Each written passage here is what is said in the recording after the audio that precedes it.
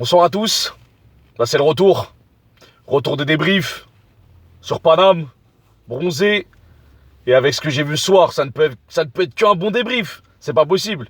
Parce que ce soir, c'est la victoire du football. C'est la victoire des belles équipes. C'est la victoire du jeu. Ce que j'ai vu aujourd'hui, pour moi, c'est comme un épisode de Game of Thrones. C'est un truc qui est au-dessus des étoiles. La Ligue des Champions, c'est pour ça que tout le monde l'aime.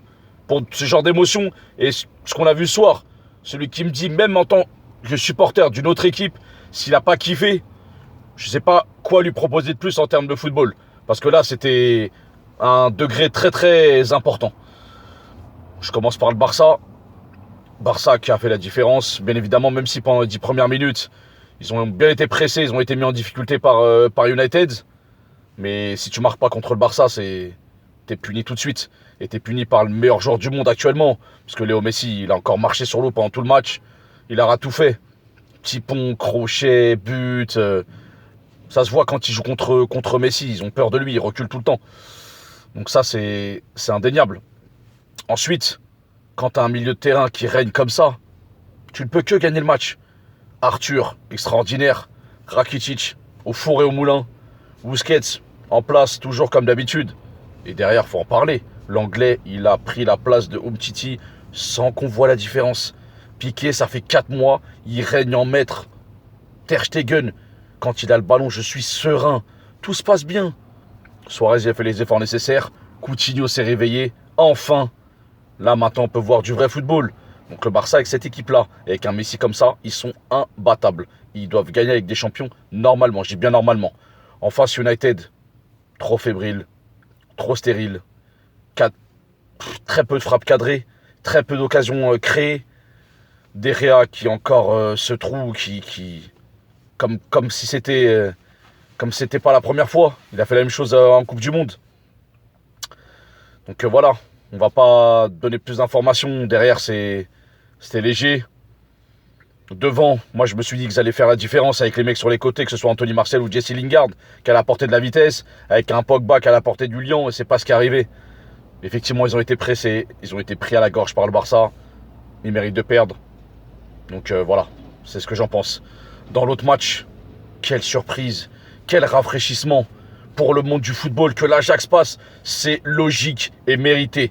Personne ne pourra dire le contraire. Ils apportent un vent nouveau au football. De Ligt derrière, c'est un monstre. À 19 ans, ce qu'il fait, c'est exceptionnel. Faut le dire. Van de Beek au milieu de terrain, il a 22 ans, il est partout, il attaque, il défend, c'est un tueur, il a un volume de jeu exceptionnel. Voilà, tout ça réuni, le pressing qu'ils font, la qualité de passe, et encore ils peuvent en mettre beaucoup ce soir. Hein. Il y a 2-1, mais ils peuvent en mettre beaucoup plus. Hein. La Juve, décevante. Ils ont pris à la légère ce match, ils se sont dit un partout, on a l'avantage. C'est dur à gérer. C'est pas évident à gérer ce score. Ils n'ont pas fait ce qu'il fallait. La Juve sans Chiellini, ce n'est pas pareil. Qu'on vienne pas me dire que Bonucci c'est un grand défenseur, ce n'est pas vrai. Chiellini, c'est lui qui apporte le liant à la Juve, qui apporte son expérience et son intelligence tactique. Ça se voit tout de suite.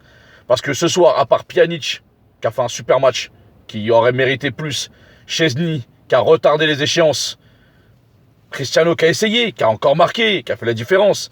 Mais ça suffit pas. Ça suffit pas. Pourtant, ça sentait bon. Il y avait l'odeur avec des champions comme CR7, ils les aiment. Mais bon, ce soir, je pense qu'on peut l'affirmer. Je pense que Messi sera Ballon d'Or.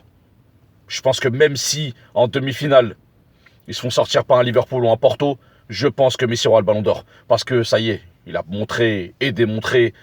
On ne peut plus le nier. Donc voilà, après tout ça, on peut se reposer tranquille. En attendant demain, peut-être une autre surprise. Peut-être Tottenham, qui peut créer la surprise. Porto, j'y crois pas parce que je pense que Liverpool ira marquer là-bas. Il faudra en mettre 4. C'est pas évident. Donc merci à tous. Grosse soirée football. J'espère que vous avez pu profiter. Ceux qui ont regardé les matchs ce soir, un régal. Merci à tous.